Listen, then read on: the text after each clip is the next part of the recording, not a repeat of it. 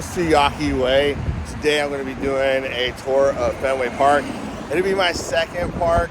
At the end of that tour, I'm going to share a little secret about me and the Red Sox that not very many people know. So make sure you watch that video. So Fenway Park was built in 1912.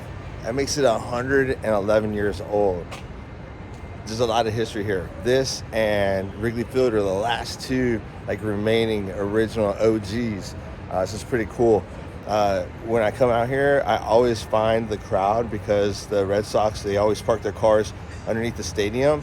And one time we were looking at the cars waiting for people to come in and ask for autographs, and Dustin Pedroia walked right through the whole crowd because he walked from his condo or whatever. So that was pretty cool.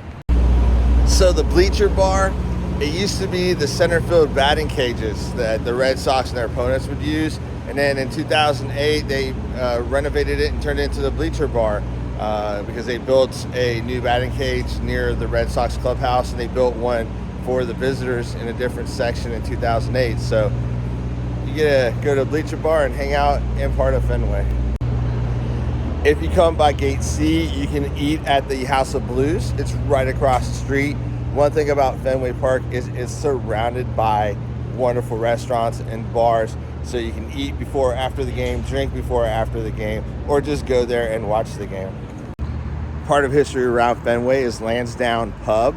So you get a great pint there and just enjoy the atmosphere full of a bunch of Bostonians rooting for the Sox.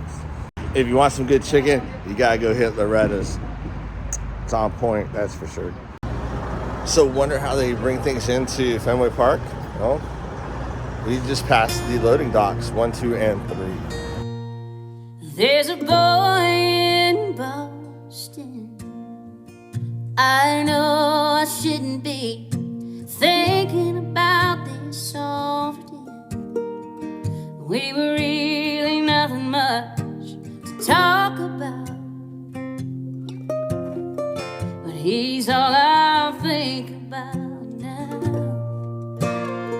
When I'm half a bottle deep, that's when my heart really starts to speak, and then my mind just gets away, and he comes rushing back, and then I'm back in Boston again, and I'm right there in his arms. He's holding me so close I can feel his heart, and though we're thousands of miles apart, I know right where you are. I know right where you are when I'm half a bottle deep.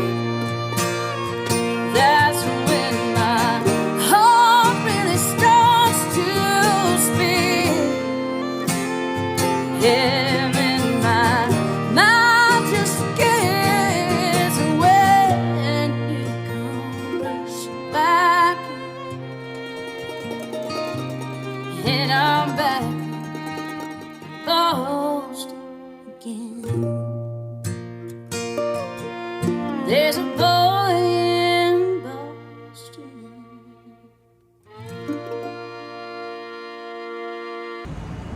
So the worst thing about Fenway is the parking. All right, they don't have parking here, it's parking because no R's are pronounced. I've been to 5 games here at Fenway. I've been to 2 opening days. The environment here is phenomenal. Even if you're not a Red Sox fan, you've got to come here just to enjoy the environment. The great things that they do here, and then during the 7th inning stretch, they sing Sweet Caroline, and then you got 35,000 people saying bum bum bum, and then it's so good, so good, so good. I've met some interesting people here. I actually sat next to the sister of the guy that managed the signs, because here it's still done manually. They don't have electronic signboard. So she's back there, you know, texting him during the game and stuff like that. And so that's pretty interesting.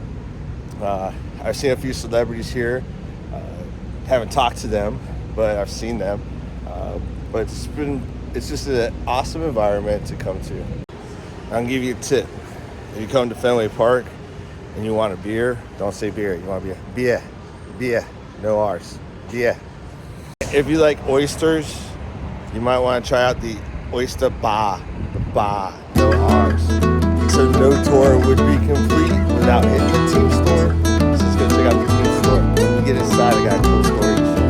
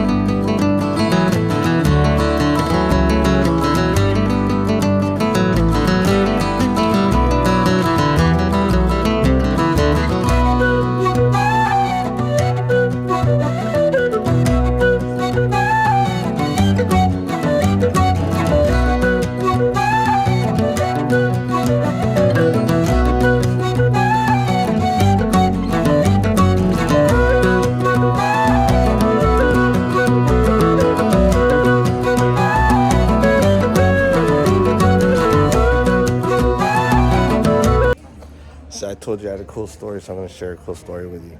So I came here in 2012 for another cool story that I'll share in my tour video. But I came here and I found a lineup card for a game between the Red Sox and the Mariners that when I was in Seattle at Safeco Field, I bought one. So I found the matching lineup card for the exact same game. So I have the Mariners and the Red Sox lineup card for the exact same game, bought at both stadiums about 4 years apart. So how cool is that? They got fans everywhere, look. Interesting fact about the Green Monster. It's 37 feet tall, and the owner, Mr. Yaki, he put it up because he didn't want a bunch of advertising all around the stadium. So he wanted to block it because back in the 1900s, you pretty much put a stadium on a little city block and that was it. So people would go and put advertising all around, and he didn't want none of that. So, and it's a short field. I think it's like 301 feet over there. So having that 37 foot kind of gives it the same distance as being about 360, maybe 370. So I thought it was kind of interesting. Do you know why everybody in Boston calls the Red Sox the Sox? Because they don't pronounce R's. So it sounds weird calling them the Ed Sox. I don't know who Ed would be, but he ain't here. Well, that concludes our time at Fenway Park. I hope you liked the video. Hopefully you learned something new. If you did learn something new, do me a favor, hit that like and subscribe button. That way you can see what's coming down the pipeline. I'm actually going to go to all 30 baseball stadiums in 30 days and watch 30 games starting March 28th, 2024. So keep an eye out for that.